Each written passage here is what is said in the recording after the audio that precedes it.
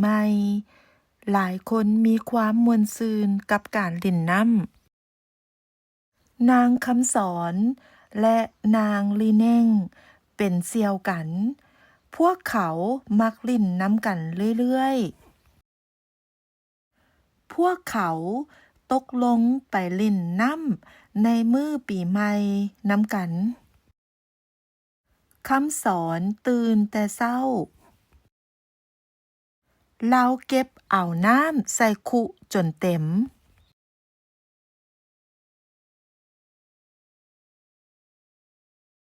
คำสอนมาฮอดบอนนัดหมายแต่เช้า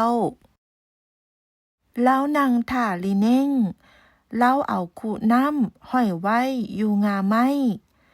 แล้วบ่ได้สังเกตว่ามีนกจับอยู่เทิงต้นไม้แล้วบ่เห็นกระรอกอยู่เทิงต้นไม้นั่นอีกแล้วบ่ฮู้ว่ามีลิงอยู่เทิงต้นไม้นั่นอีก